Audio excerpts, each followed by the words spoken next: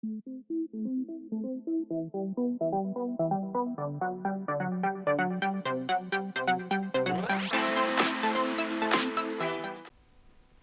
everybody, this is Graeme, and today I'm going to be looking at a game called Patterns. Now this is a two-player only abstract strategy game, and because of that, there's no theme in this one. It's a game about creating areas of color by strategically placing and flipping tokens on a nice cloth board.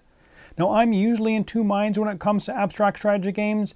I either really like them and they stay in my collection for a long time, or I never play them again and they quickly go out of my collection. I don't have too many of these types of games that are kind of in the middle for me.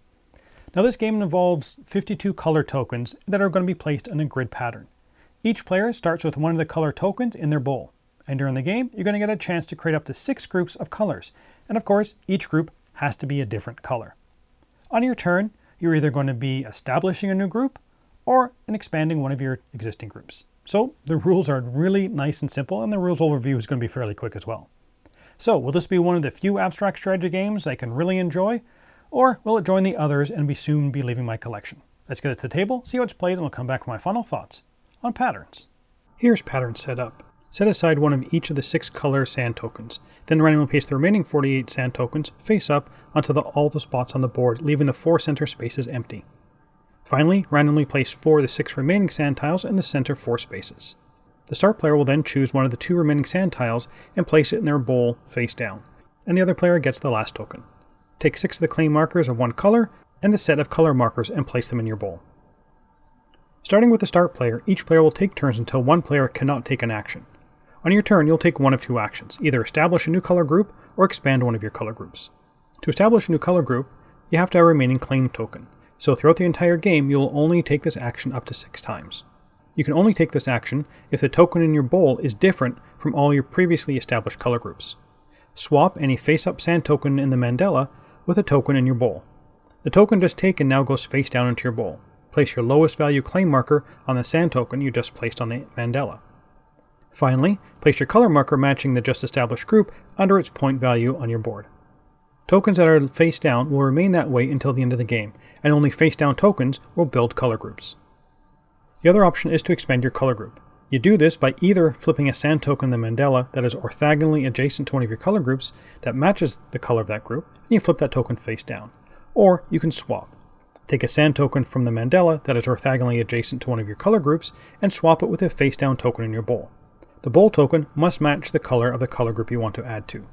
The new bowl token is flipped face down.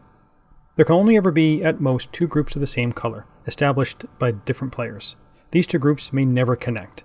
That means you cannot establish or expand your own group that would make it orthogonally adjacent to an existing group of the same color.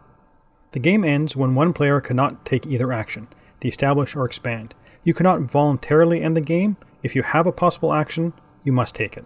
Before scoring, the opponent may take any number of flip actions to expand their color groups. They may not establish any more groups, nor use the swap action.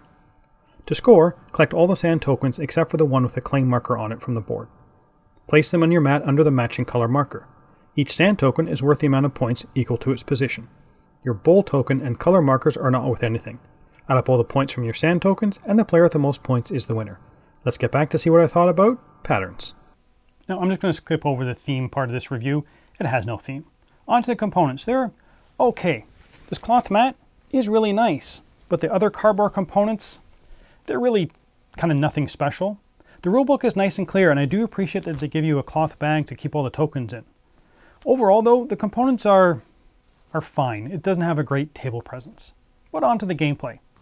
It's nice and simple to pick up, but the strategy soon becomes very apparent. Making sure you're not cutting yourself off all the while watching what your opponent is doing works so well in this game. It has a good, what I would call size of working space. That is, you have many options to choose from, so it never feels like there's only one obvious move per round. But also, you don't have so many options that it becomes overwhelming. This game, I find, walks that line perfectly. Not too much, not too few. So that's something I really appreciated. In the beginning of the game, you're working on establishing your groups. And you think, oh, maybe I should go really fast. But that going really fast leaves you open for your opponent to start cutting off your groups. But going too slowly to establish them might mean that you don't get the higher values, the 5 and 6 markers out. And I kind of really love that push and pull. Do I go fast? Do I go slow? Do I protect myself? Do I kind of make a splurge for these types? And the game I found was very interactive. I'm always watching what my opponent is doing. Can I cut them off somewhere? Can they cut me off somewhere? Can I remove a token to mess up their groups or stretch one of my same color groups so they can't expand theirs? Or do I see they're trying to do that to me and do I need to take more of a defensive approach? Now the 1-point groups will usually be your largest group. And I like that the token you claim your group with is not part of the scoring.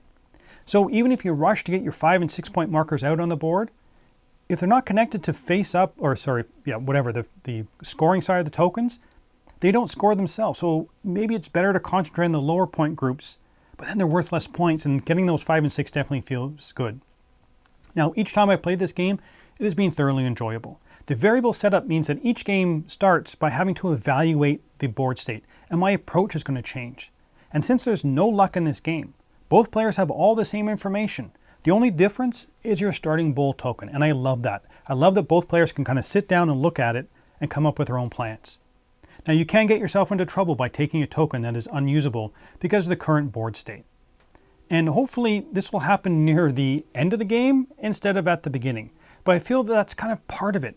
Looking at what you want to expand and establish, all the while planning for your future turns based on the token you're going to be pulling off the board. That is just something I really enjoy. So would I recommend this game? For sure, there is hardly really anything I dislike about this game. If you like 2-player abstract strategy games, definitely give this one a try. Now, I like this cloth mat. I thought it suited the game very well, even if the rest of the components were average at best. I loved how quick and simple the rules were. But even with such a simple rule set, like all good strategy games, there's a fair amount of depth to the game. And I felt that the game had an excellent balance between enough options on my turn without there being too many that it became overwhelming. Now, I always felt engaged in what my opponent was doing and was always trying to get into their head to figure out what I was going to do to them and what they were trying to do to my pieces. Now, for the negatives, it is a themeless abstract strategy game, and honestly, the look on the table is kind of bland, and that's going to put some people off. And I honestly do wish that tokens were better quality, but that's just a kind of a nitpick. Overall, though, I'm going to give this one an 8.5 out of 10 in the Dice Tower Seal of Excellence.